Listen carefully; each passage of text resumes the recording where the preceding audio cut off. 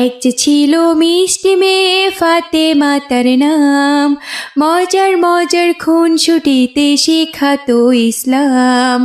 বাবা মায়ের বাধ্য ছেলে ওমর যে তার নাম, মজার মজার দুষ্টুমিতে সেও শিখাতো ইসলাম। ছোট্ট সোনামণিরা, তোমরাও যদি ফাতেমা ওমরের সাথে ইসলাম শিখতে চাও তাহলে এক্ষুনি আমাদের চ্যানেলটি সাবস্ক্রাইব করে দাও।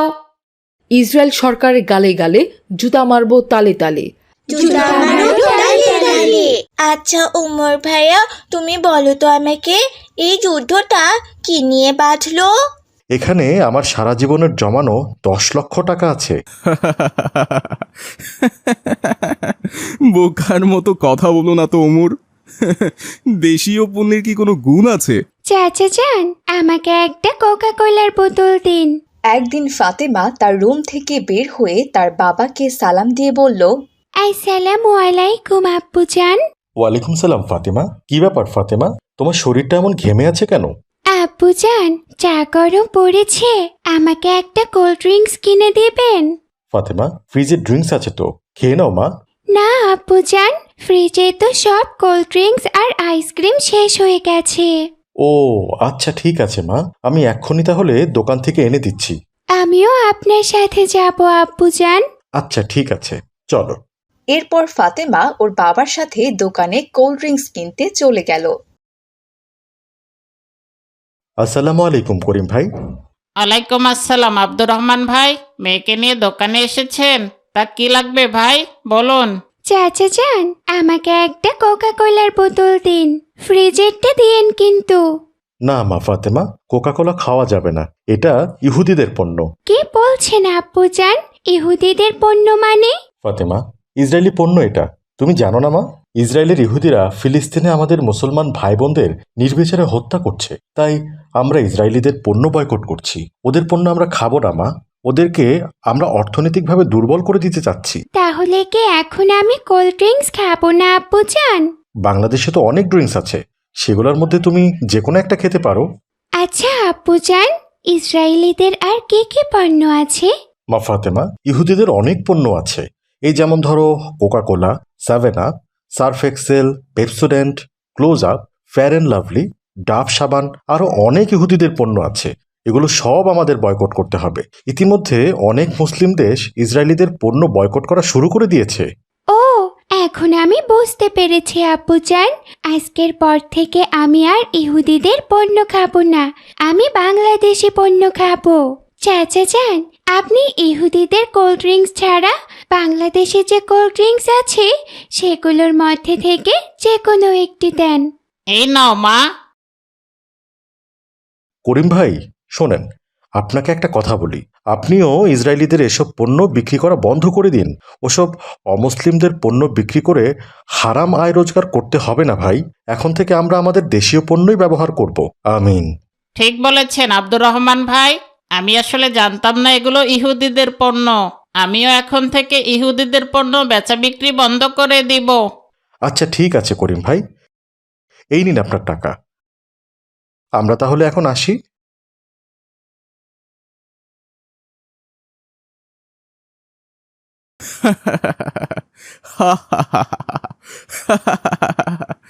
সারা দেশের মুসলিমরা ইহুদিদের পণ্য বয়কট করার ডাক দিয়েছে, আর আমি এই সুযোগে ইহুদিদের পণ্য আমদানি করে কোটি কোটি টাকা কামাচ্ছি। আবার ইহুদিরা তাদের পণ্যের আমদানির উপর 20% ডিসকাউন্টও দিয়েছে। এটাই তো ব্যবসা করার আসল সময়। ব্যবসায়ীরা এখন হাত গুটিয়ে বসে থাকবে, আর আমি ইহুদিদের পণ্য বিক্রি করে কোটি কোটি টাকা আয় করব।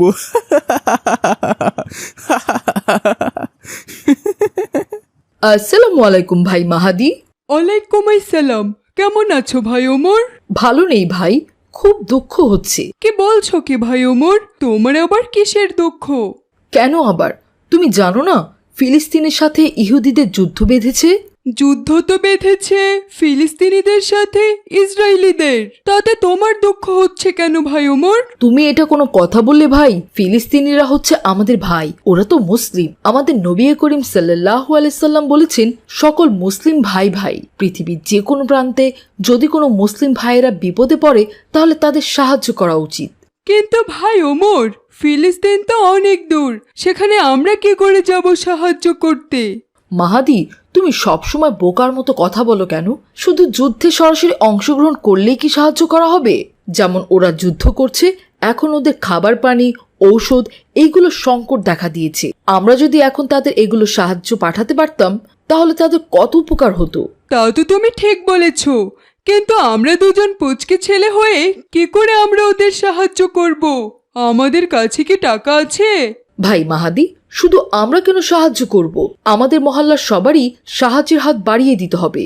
শুনো মাহাদি, আমার মাথায় একটা বুদ্ধি এসেছে। আমাদের মহল্লার সকল ছেলে মেয়েদেরকে কাল ডেকে আমরা মহল্লার সকল বাড়ি থেকে ডোনেশন তোলার ব্যবস্থা করব। আশা করি আমাদের মহল্লার অনেকেই ফিলিস্তিনিদের এই বিপদের সময় সাহায্যের হাত বাড়িয়ে দেবে। আরে ভাই ওমর, এই বুদ্ধি তো আমার মাথাতেই আসেনি। কিন্তু আমরা যে ডোনেশনের টাকা উঠাবো, সেই টাকা আমরা ওদের কাছে পৌঁছাবো কি করে? চিন্তা করো না, তার উপায়ও আমার কাছে আছে। বাংলাদেশ সরকার ফিলিস্তিনিকে সাহায্য করার জন্য একটি ফান্ড তৈরি করেছে। আমরা টাকা উঠিয়ে সেই ফান্ডে টাকা পাঠিয়ে দিব, আর সেই ফান্ডে টাকা দিয়ে বিভিন্ন জিনিসপত্র কিনে আমাদের সরকার বিমানে করে ফিলিস্তিনে পাঠিয়ে দেবেন। বুঝেছো? ও, তাহলে তো কোনো সমস্যাই নেই। আচ্ছা ঠিক আছে, তোমার সাথে যাদের দেখা হবে তুমি তাদের কাল সকালবেলা আমাদের ওই দিকের মসজিদের সামনে আসতে বলবে, আর আমাদের সাথে যাদের দেখা হবে আমিও তাদের বলে দেব। এভাবেই সেই দিনটি কেটে গেল। পরদিন সকাল হতেই মসজিদের সামনে ওই মহল্লার অনেক ছেলে মেয়ে উপস্থিত হলো। শুনো বন্ধুরা, তোমাদের উদ্দেশ্যে কিছু কথা বলি। তোমরা তো ইসরায়েলিদের নাম শুনেছ। এটি একটি ইহুদি রাষ্ট্র যারা আমাদের ফিলিস্তিনের অসহায় মুসলিম ভাই বোনদের উপর জুলুম ও অত্যাচার করছে। ফিলিস্তিন ও ইসরায়েলিদের মধ্যে যুদ্ধ বেঁধে গেছে। আচ্ছা ওমর ভাইয়া, তুমি বলো তো আমাকে, এই যুদ্ধটা কি নিয়ে বাঁধলো? খুব ভালো প্রশ্ন করেছো মাইশা। শুনো সবাই, ফিলিস্তিনে আছে মসজিদুল আকসা বা বাইতুল মুকাদ্দাস, যা হলো জেরুজালেমের পুরনো শহরে অবস্থিত ছিল ইসলামের তৃতীয় পবিত্রতম মসজিদ, যেটা ইসলাম ধর্মের প্রথম কিবলা। আমরা এখন মক্কার মসজিদুল হারাম শরীফের দিকে হয়ে নামাজ আদায় করি, কিন্তু আগে মসজিদুল আকসার দিকে মুখ করেই নামাজ আদায় করা হতো। এক রাতে জিব্রাইল আলাইহিসসালাম মুহাম্মদ সাল্লাল্লাহু আলাইহি সাল্লামকে বোরাক নামক এক প্রাণীতে চড়িয়ে প্রথমে মক্কা থেকে ফিলিস্তিনে বাইতুল মুকাদ্দাস বা মসজিদুল আকসায় নিয়ে যান। সেখানে বোরাকটি বেঁধে রাখেন তিনি। এরপর মসজিদুল আকসায় প্রবেশ করেন। নবীজি সাল্লাল্লাহু আলাইহি সাল্লাম সেখানে 2 রাকাত তাহিয়াতুল মসজিদ বা দুখুলুল মসজিদ নামাজ আদায় করেন। এখান থেকে বের হয়ে জিব্রাইল আলাইহিসসালাম এক বিশেষ ধরনের সিঁড়িতে চড়িয়ে নবীজিকে নিয়ে যান আকাশ ভ্রমণে। আর সেই মসজিদুল আকসা ও গাজা দখল করে নিতে চাচ্ছে ইসরায়েলের সরকার বেঞ্জামিন নেতানিয়াহু। কিন্তু এইটা আমরা কিছুতেই হতে দেব না। আমরা ইসরায়েলিদের সকল পণ্য বয়কট করব, আর আমরা ডোনেশন তুলে ফিলিস্তিনি ভাই বোনদের জন্য পাঠাবো, যাতে ওদের যুদ্ধ চালিয়ে যেতে কোনো অসুবিধে না হয়। এখন চলো, এখানে ডোনেশনের বাক্স রাখা আছে। সবাই ডোনেশনের বাক্সে হাত দিয়ে আমাদের মহল্লার সকল বাড়ি থেকে ফিলিস্তিনিদের জন্য সাহায্য উঠাবো। এখন সবাই ডোনেশন বক্স হাতে নাও আর আমার পেছন পেছন চলে আসো।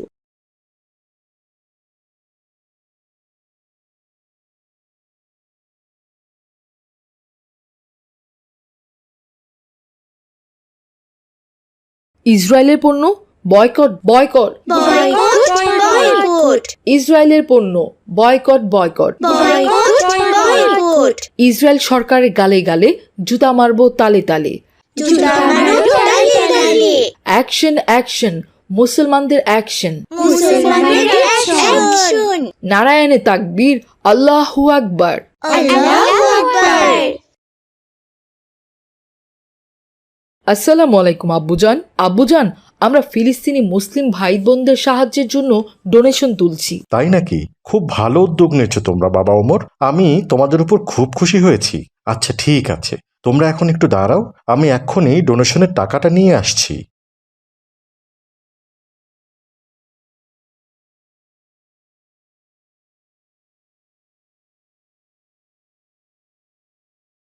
এই নাও বাবা ওমর, এখানে আমার সারা জীবনের জমানো 10 লক্ষ টাকা আছে। আমি পুরো টাকাটাই ফিলিস্তিনের অসহায় মানুষদের সাহায্যের জন্য দিচ্ছি। ধন্যবাদ আব্বুজান। যাও বাবা ওমর, মহল্লার সকল বাড়ি থেকে টাকা উঠাবে, আমাদেরকে তাদের পাশে দাঁড়াতে হবে। আবারও তারা মিছিল করতে চলে গেল। এভাবেই ওরা পুরো মহল্লা ঘুরে ঘুরে মহল্লার বিভিন্ন মানুষের কাছ থেকে ডোনেশনের টাকা উঠালো। আসসালামু আলাইকুম আঙ্কেল। ওয়ালাইকুম আসসালাম। কি ব্যাপার, তোমরা কি ইসরায়েলের বিপক্ষে মিছিল করছো নাকি? ওরা তোমাদেরকে কি ক্ষতি করেছে? হ্যাঁ, তোমরা কি জানো ওরা যদি ওদের দেশের পণ্য আমদানি বন্ধ করে দেয় তাহলে আমাদের সবকিছু অচল হয়ে যাবে? কি বলছেন আঙ্কেল? কেন অচল হবে? আমাদের দেশীয় পণ্য আছে না, আমরা আমাদের দেশীয় পণ্য ব্যবহার করব। বোকার মতো কথা বলো না তো ওমর। দেশীয় পণ্যের কি কোনো গুণ আছে? আমাদের বাংলাদেশের মানুষ কি পণ্য বানাতে পারে? হ্যাঁ, শুধু ভেজালে ভরা। ওদের পণ্য সারা বিশ্বে নাম্বার 1, বুঝছো? এই দেখো, আমি তো ওদের পণ্য আমদানি করে কোটিপতি হয়ে গেছি। কালও ওদের পণ্য বিক্রি করার টাকা দিয়ে গাড়ি কিনেছি। কি বলছেন আঙ্কেল? আপনি এখনো ইসরায়েলি পণ্য আমদানি করছেন? আরে করব না কেন? যেখানে লাভ সেখানে এই রাজ্জাক ব্যবসা করবে, বুঝছো? তা তোমরা কি জন্য এসেছো? আরে হাতে তো দেখছি ডোনেশন বক্স। ডোনেশন নিতে এসেছো নাকি? আচ্ছা ঠিক আছে, এই নাও, এখানে 50,000 টাকা আছে, দিলাম মুসলিমদের সাহায্যের জন্য। না আঙ্কেল, আপনার টাকা আমাদের লাগবে না। আপনি খারাপ মানুষ। খারাপ মানুষের হারাম টাকার সাহায্য যদি ফিলিস্তিনে ভাইদের জন্য যায় তাহলে ওরা আরো দুর্বল হয়ে পড়বে। আপনার টাকা আপনিই রেখে দিন। ইসরায়েলের পণ্য বয়কট, বয়কট, বয়কট, ইসরায়েলের পণ্য বয়কট, বয়কট, বয়কট। এরপর ডোনেশনের সব টাকাগুলো এক জায়গায় জড়ো করে গুনতে শুরু করলো। আলহামদুলিল্লাহ, আমরা যা আশা করেছিলাম তার থেকেও বেশি টাকা উঠেছে। এখন আমরা টাকাগুলো সবাই গুনব। ভাই মাহাদি, তোমার কাছে কত হয়েছে? ভাই ওমর, এখানে 50 লাখ টাকা আছে। ভাই মাহাদি, আমার এখানে আছে 60 লাখ। যাক, মাশাল্লাহ। আমি ঢাকায় ইমেল করে দিয়েছি, এক্ষুনি ঢাকা থেকে লোকজন এসে টাকা নিয়ে যাবে। তোমরা একটু অপেক্ষা করো। তোমরা হলো সত্যিকারের মুসলিম ঘরের সন্তান। তোমাদের এই ছোট ছোট সাহায্যে ওই জালিমদের হাত থেকে ফিলিস্তিন একদিন স্বাধীন হবেই হবে। আচ্ছা ঠিক আছে, আসসালামু আলাইকুম ভাই। বন্ধুরা, বুঝলে তো, আমাদের ফিলিস্তিনে মুসলিম ভাই বোনেরা নির্যাতিত হচ্ছে, তারা অনাহারে দিন কাটাচ্ছে। তাদেরকে আমরা অবশ্যই যে যেখান থেকে পারি সাহায্য করব। আমাদের বিশ্বাস আছে একদিন না একদিন ফিলিস্তিন ওই নরপিশাচদের হাত থেকে স্বাধীন হবেই হবে। আজ তাহলে এই পর্যন্তই ছোট্ট বন্ধুরা, ভালো থেকো তোমরা। আসসালামু আলাইকুম ওয়া রাহমাতুল্লাহ। তাড়াতাড়ি গরম পানি করো, আমি গোসল করব। ডাক্তার দেখালে নাকি টাকা খরচ হবে? একদম খালি হাতেই জামাই বাড়িতে চলে এসেছো যে? তুমি তো বৃদ্ধ মানুষ, তোমার তো খেতে হবে কেন? হ্যাঁ, একদিন আব্দুর রহিমের বউ আলিয়া তাদের বাড়ির উঠোন ঝাড়ু দিচ্ছিল। ঝাড়ু দিতে দিতে হঠাৎই আলিয়া মাটিতেই লুটিয়ে পড়লো। আব্দুর রহিম উঠোনে কিছু একটা পড়ার শব্দ শুনে দৌড়ে ঘর থেকে বেরিয়ে এলো। আলিয়া, কি হলো তোমার? তুমি হঠাৎ মাটিতে পড়ে গেলে কেন? কি জানি, কিছুই তো বুঝতে পারছি না। হঠাৎ করে আমার মাথাটা কেমন ঘুরে গেল। আমাকে একটু ধরে ঘরে নিয়ে যান। তারপর আব্দুর রহিম আলিয়াকে ধরে ঘরে নিয়ে গিয়ে বিছানায় শুইয়ে দিল। একটু পর সেখানে আব্দুর রহিমের বৃদ্ধ মা রহিমা বেগম চলে এলো। কি হয়েছে বাবা আব্দুর রহিম? বৌমার হঠাৎ কি হলো? বৌমাকে তুমি বিছানায় শুয়ে দিলে যে?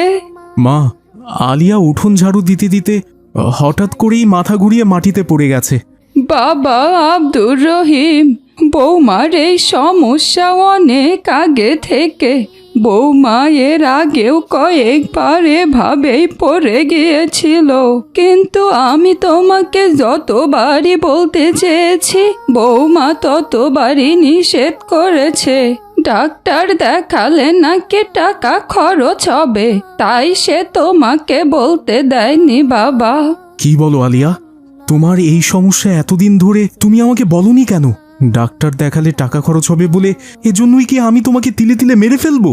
বাবা আব্দুর রহিম, আর দেরি করো না, যাও গঞ্জের বাজার থেকে ভালো একটা ডাক্তার নিয়ে এসো। ঠিক আছে মা, তুমি ওর একটু খেয়াল রেখো, আমি যাব আর ডাক্তার নিয়ে চলে আসব। এরপর আব্দুর রহিম ডাক্তার আনতে গঞ্জের বাজারে চলে গেল। কিছুক্ষণ পর আব্দুর রহিম একজন ডাক্তার নিয়ে ফিরে এলো। ডাক্তার সাহেব, কোনো ঔষধ দেবেন না? ভাই আব্দুর রহিম, আপনার স্ত্রীকে তো দেখলাম, মনে তো হচ্ছে কোনো সিরিয়াস রোগ হয়েছে। আমি খালি চোখে কিছু বলতে পারবো না। আপনি আপনার স্ত্রীকে শহরে নিয়ে যান, পরীক্ষা নিরীক্ষা করে দেখতে হবে যে কি রোগ হয়েছে। আমি তাহলে এখন আসি ভাই। এই বলে ডাক্তার সাহেব সেখান থেকে চলে গেল। ডাক্তার চলে যাওয়ার পর আব্দুর রহিম তার বৃদ্ধ মাকে বলল, মা, শুনলে তো ডাক্তার কি বলে গেল? এখন তো আলিয়াকে নিয়ে আমার শহরে যেতে হবে, কিন্তু আমরা যদি শহরে যাই, তুমি কি একা বাড়িতে থাকতে পারবে? আমাকে নিয়ে তুমি ভেবো না বাবা, তুমি তাড়াতাড়ি বৌমাকে শহরে নিয়ে যাও। আমি না হয় 2-1 দিন তোমার বোনের বাড়িতে গিয়ে থাকবো। কিন্তু মা, তোমার যদি সেখানে কোনো অসুবিধা হয়? আরে বললাম তো বাবা, আমাকে নিয়ে তুমি কোনো চিন্তা করো না। আমি বৃদ্ধ মানুষ, কতদিনই বা আর বাঁচবো। আর বৌমার তো সারা জীবনটাই পড়ে আছে। তবুও মা, তোমাকে তো আমার ওই বোনের বাড়িতে পাঠাতে ইচ্ছা করছে না। বোন জামাই তো সুবিধের না, যা অহংকারী। বাবা বললাম না, তুমি আমাকে নিয়ে কোনো চিন্তা করো না। তুমি কাল সকালে বৌমাকে নিয়ে শহরে চলে যাও। আর শহরে যাওয়ার সময় তুমি তোমার বোনের বাড়ির সামনে আমাকে নামিয়ে দিয়ে যেও। আর শহর থেকে গ্রামে ফিরে আসার সময় আমাকে তুমি তোমার বোনের বাড়ি থেকে নিয়ে এসো। এভাবেই সে রাতটি কেটে গেল। পরদিন সকাল হতেই আব্দুর রহিম তার বউ আর মাকে নিয়ে শহরের উদ্দেশ্যে রওনা দিল। মা, বোনের বাসার কাছাকাছি তো এসে গেছি, তুমি নামো, আমি গিয়ে বোনকে বলে তোমাকে রেখে আসি। না বাবা, তুমি আর কষ্ট করবা কেন? ওই তো তোমার বোনের বাড়ি দেখা যাচ্ছে। এতটুকু রাস্তায় আমি একাই যেতে পারবো। বৌমাকে তো ডাক্তার দেখাতে দেরি হয়ে যাচ্ছে। তুমি তাড়াতাড়ি যাও বাবা। মা, তুমি একা যেতে পারবে তো? বললামই তো বাবা, আমি যেতে পারবো। আমাকে নিয়ে তোমার চিন্তা করতে হবে না। আচ্ছা ঠিক আছে মা, আমি তাহলে গেলাম। আলিয়ার জন্য দোয়া করো। আসসালামু আলাইকুম। ওয়ালাইকুম আসসালাম বাবা। মাকে বোনের বাড়িতে রেখে আব্দুর রহিম তার বউকে নিয়ে শহরের উদ্দেশ্যে চলে গেল। হে আল্লাহ, তুমি আমার বৌমাকে ভালো করে দিও। ওরা যেন সহি সালামতে ডাক্তার দেখিয়ে বাড়িতে ফিরে আসতে পারে। আর আমার বৌমার যেন কোনো কঠিন অসুখ না ধরা পড়ে। আমিন। পর্বত চূড়া হয়ে আড়ালে মা রাবেয়া, রাবেয়া। আকাশে উড়ে উড়ে যায়। মা, তুমি? কি ব্যাপার মা, একদম খালি হাতেই জামাই বাড়িতে চলে এসেছো যে? গ্রাম থেকে কিছু নিয়ে আসোনি? না রে মা রাবেয়া, কিছু আনার তো সময় পেলাম না। তোর ভাবি আলিয়া খুবই অসুস্থ। তোর ভাই ওকে ডাক্তার দেখাতে শহরে নিয়ে গেল। আমি বৃদ্ধ মানুষ, বাড়িতে একা একা আমি কি করে থাকবো? তাই শহরে যাওয়ার পথে আমাকে রাস্তায় নামিয়ে দিয়ে গেল। আমি যেন তোদের বাড়িতে থাকি। ডাক্তার দেখিয়ে যাওয়ার পথে আবার আমাকে নিয়ে যাবে। ও, তাহলে ঠিক আছে। আমি তো ভেবেছিলাম তুমি অনেকদিন থাকবে। তুমি তো জানোই মা, তোমার জামাই এসব একদম পছন্দ করেন না। কোনো লোকজনকে একদিনের বেশি বাড়িতেই রাখতে চায় না। না রে মা, কোনো সমস্যা নেই। আমি তো কালকের মধ্যেই চলে যাব। আর আজকেই তোর ভাবিকে ডাক্তার দেখানো শেষ হলে বিকালেও চলে যেতে পারি। আচ্ছা ঠিক আছে মা, তুমি তাহলে ওই ঘরটাতেই চলো। মেঘমালা আকাশে উড়ে উড়ে যায়। আমি কোথায় বসবো মা? এখানে তো খাট বিছানা কিছুই নেই। মা, আমরা তো এই ঘরটাতে বাসার নানান ধরনের ভাঙাচোরা জিনিসপত্রই রেখে দিই। এইখানে তুমি আবার খাট কোথায় পাবে? তুমি একটু দাঁড়াও, আমি তোমাকে মেঝেতেই বিছানা করে দিচ্ছি।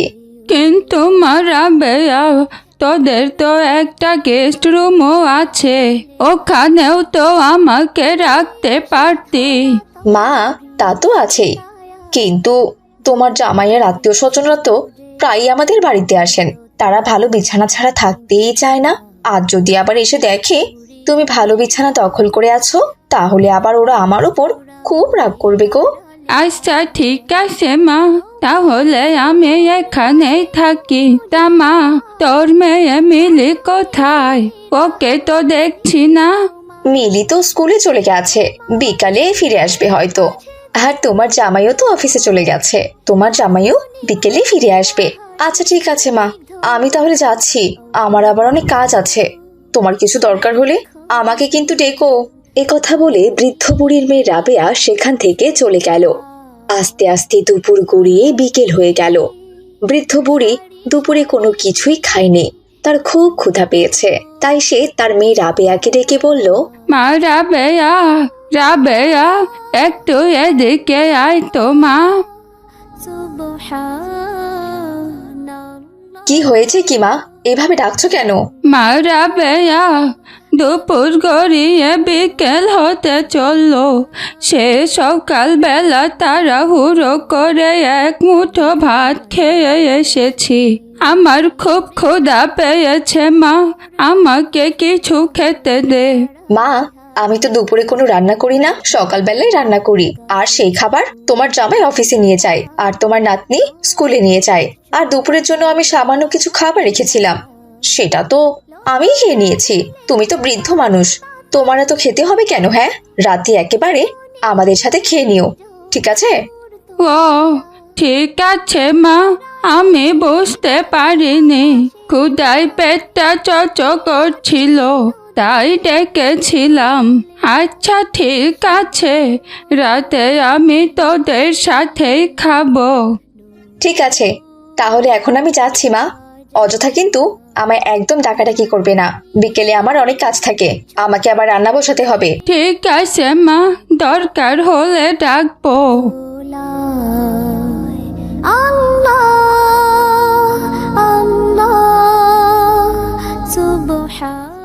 গুড আফটারনুন আম্মু। মিলি, তুমি চলে এসেছো? যাও, হাত মুখ ধুয়ে ডাইনিং টেবিলে এসে বসে পড়ো মা, আমি তোমাকে নুডলস রান্না করে দিচ্ছি।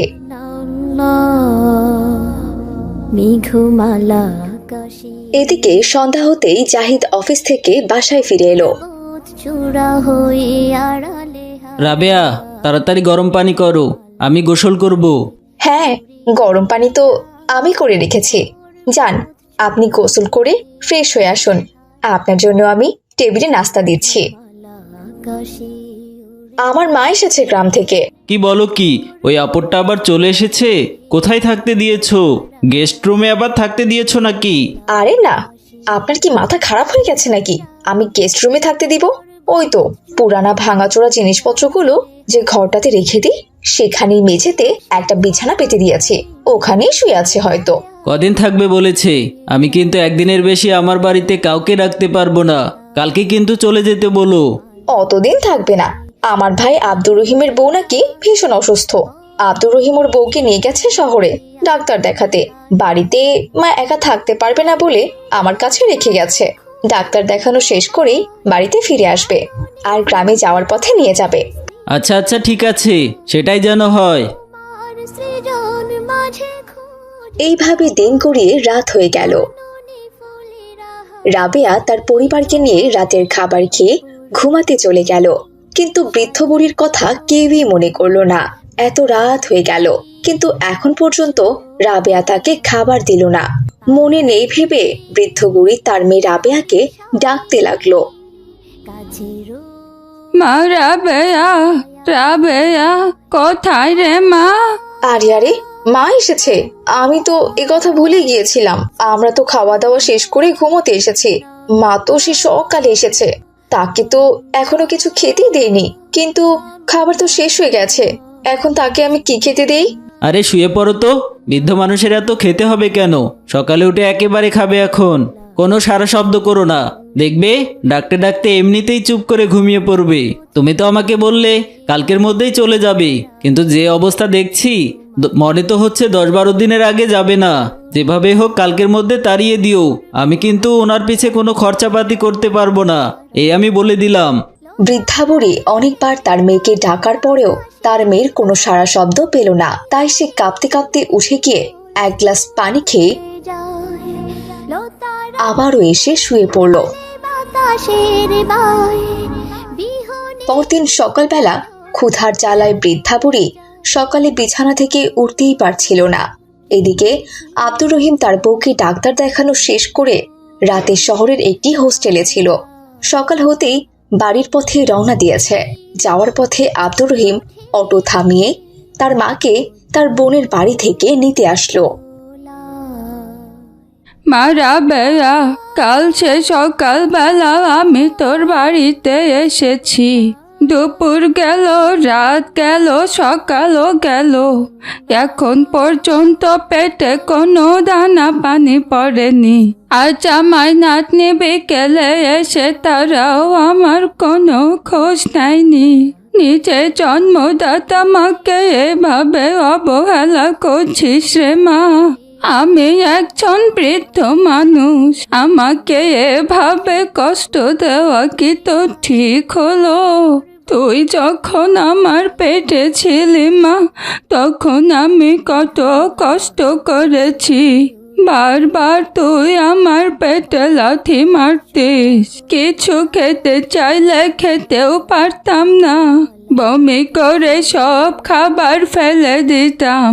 তারপর তোর যখন জন্ম হলো, তুই বিছানায় পোষা পায়খানা করতিস, সেগুলো আমি পরিষ্কার করতাম। আর আমি ভিজা বিছানায় শুয়ে তোকে আমার শুকনো আঁচলে মুড়িয়ে রাখতাম, যাতে তোর কষ্ট না হয় মা। আর তুই সেই মাকে এভাবে কষ্ট দিলি। মা, তোমাকে তো আমি বলেছি তোমার জামাই এসব একদম পছন্দ করেন না। তোমায় যে খাবারের জন্য ডাকবো আমার সেটা একদমই মনে ছিল না। তুমি যখন ডেকেছো তখন তো আমাদের খাবার দাবার সব শেষ হয়ে গেছে। তাই তোমার জামাই আমাকে বলল ঘুমিয়ে পড়তে। সে আরো বলল, বৃদ্ধ মানুষের এত খাই খাই কেন? একদিন না খেয়ে থাকলে কোনো কিছুই হবে না, বুঝেছো? বাহ আপু বাহ, একদিনের জন্য মাকে তোমার বাড়িতে রেখে গিয়েছিলাম আর তুমি মার সাথে এই ব্যবহার করেছো? যে মা তোমাকে 10 মাস 10 দিন পেটে রেখেছে, আর সেই মায়ের পেটটাকেই তুমি এভাবে কষ্ট দিলে? তুমি এমন জানলে আমি কখনোই মাকে এখানে রেখে যেতাম না। কি ব্যাপার, কি এখানে কি নিয়ে এত কথা হচ্ছে? এটা কি মাছের বাজার নাকি? কি নিয়ে আর হবে? আপনার কি বাবা মা নেই? আপনার বাবা মা যদি একদিন না খেয়ে থাকে তখন আপনার কেমন লাগবে শুনি? আর আমার মাকে আমি একদিনের জন্য এখানে রেখে গিয়েছিলাম, আর তাতেই আপনারা এভাবে তাকে কষ্ট দিয়েছেন। মা চলো তো এখান থেকে, এই নরপিশাচদের সাথে এক মুহূর্তও না। এই বলে আব্দুর রহিম তার মাকে নিয়ে সেখান থেকে চলে গেল। এইভাবে বেশ কিছুদিন কেটে গেল। একদিন এক পিয়ন আব্দুর রহিমের বাড়িতে এলো। আসসালামু আলাইকুম ভাই, আপনি কি আব্দুর রহিম? হ্যাঁ ভাই, আমি আব্দুর রহিম। শোনেন ভাই, আপনার নামে একটা পার্সেল এসেছে। সেই পার্সেলে একটা জমির দলিল আছে। সেই দলিলে আপনার মায়ের নামে 10 বিঘা জমির সন্ধান পাওয়া গেছে। আমি আপনার বোনকে খবর দিয়েছি। আপনারা চাইলে 2 ভাই বোনে সেই জমি ভাগবাটোয়ারা করে নিতে পারেন। আপনার মা কোথায়? তিনি কি বেঁচে আছেন নাকি মারা গেছেন? আমার মা ঘরেই আছে। আচ্ছা ঠিক আছে ভাই, আমি তাহলে এখন যাচ্ছি। আপনাদের জমির বিষয় আপনারা নিজেদের মধ্যে মিটমাট করে নিন। এতক্ষণে মনে হয় আপনার বন্ধলা ভাই আপনার বাড়ির দিকে রওনা দিয়েছে। আচ্ছা ঠিক আছে, আসতে দিন ওদেরকে। এই বলে পিয়ন জমির দলিল আব্দুর রহিমের হাতে দিয়ে সেখান থেকে চলে গেল। এইদিকে কিছুক্ষণ পরে আব্দুর রহিমের বোন রাবেয়া ও তার জামাই ফল মূল, মাছ মাংস, মোরগ মুরগি ইত্যাদি নিয়ে তাদের বাড়িতে চলে এলো। ভাই আব্দুর রহিম, সেদিনের ব্যবহারের জন্য আমাকে ক্ষমা করে দাও ভাই। মাকে যে আমরা খুব কষ্ট দিয়েছি, এই জন্য আমরা খুবই অনুতপ্ত। যা হয়েছে সবটা ভুলে যাও ভাই। এখন থেকে আমরা মায়ের আর কোনো অসুবিধা হতে দেব না ভাই। এই দেখো, মায়ের জন্য আমরা মাছ, মাংস, ঔষধ, ফলমূল কত কিছু নিয়ে এসেছি। মা কোথায় ভাই? মা ঘরেই আছে, তোমরা ভেতরে এসো। আকাশে উড়ে উড়ে যায়। আসসালামু আলাইকুম মা, কেমন আছো তুমি? ওয়ালাইকুম আসসালাম। কেমন আর থাকবো? তোমরা কি আমাকে ভালো রেখেছ? সেই দিন তোমাদের বাড়ি থেকে আসার পর অসুস্থ হয়ে পড়েছি। কখন যে প্রাণটা বেরিয়ে যাবে তারই অপেক্ষা করছি। মা, তোমার আর কোনো অসুবিধা হবে না। আজ আমরা তোমাকে আমাদের বাড়িতে নিয়ে যাব। আর তুমি যে 10 বিঘা জমি পেয়েছো, তোমার জামাই সিদ্ধান্ত নিয়েছে ওটা বিক্রি করে দেবে। আর যে টাকা পাবে সে টাকা দিয়ে শহরে একটা ফ্ল্যাট কিনবে। তোমার জন্য আলাদা কাজের লোক রেখে দেবে। শহরে নিয়ে গিয়ে ভালো ডাক্তার দেখাবো তোমাকে। জমির দলিলটা নিয়ে এসো তোমা, আর চলো আমার সাথে। কে বললে আমাকে ভালো ডাক্তার দেখাবে? আমার জন্য কাজে লোক রাখবে, আবার ফ্ল্যাট বাসাতেও রাখবে। আমার জমির ওপর তোর আর তোর জামাইয়ের লোভ পড়েছে, তাই না? তুই কে ভেবেছিস আমি কিচ্ছু বুঝি না? একবার জমির টাকাটা নেওয়া হয়ে গেলে আবার আমাকে সুরে ফেলে দিবি। আল্লাহ তাআলা যদি এই সম্পত্তির জন্য আমাকে পাপ দেয়, তাও আমি এই সম্পত্তির এক কানা করিও তোর মতো মেয়েকে দিব না। আমি আমার সব সম্পত্তি আমার ছেলে আব্দুর রহিমের নামে লিখে দিব। ও সারা জীবন আমার জন্য অনেক কষ্ট করেছে। বৌমার যে ব্রেন টিউমার হয়েছে সেটাও আমাকে বলেনি। আর এই বৌমাটা আমার নিজের মেয়ের চেয়েও আমাকে বেশি দেখে। আমার যাতে কোনো কষ্ট না হয়, তবে থেকেই বৌমা আমার বাড়িতে এসেছে, তবে থেকে আমার খুব খেয়াল রেখেছে। আর তোরা কিনা আজ দুধের মাছির মতো এসে আমার সব সম্পত্তি লিখে নিতে চাচ্ছিস? তা হবে না। মন চাইলে এখন তোরা আমার বাড়িতে থাকতে পারিস, আর তা না হলে চলে যেতে পারিস। রাবেয়া, চলো। এত অপমানের পরেও কি আমরা এই বাড়িতে থাকবো? মা, আপু, থাক না। সম্পত্তি আমরা 2 ভাই বোন ভাগাভাগি করে নেই। বাবা আব্দুর রহিম, তুমি কোনো কথা বলো না। আমার বাড়িতে কোনো লোভী মানুষের স্থান নেই।